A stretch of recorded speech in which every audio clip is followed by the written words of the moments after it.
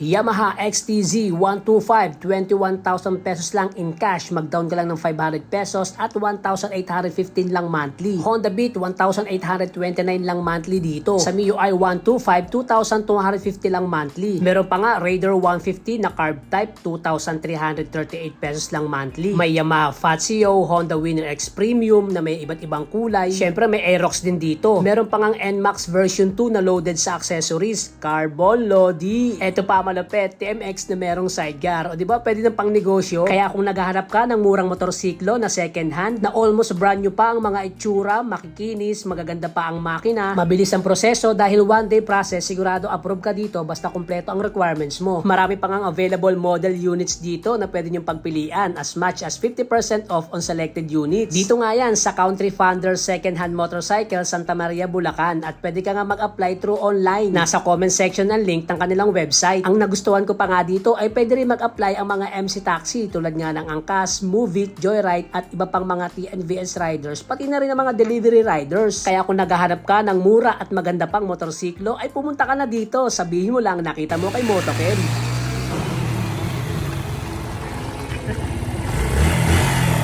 Pwede.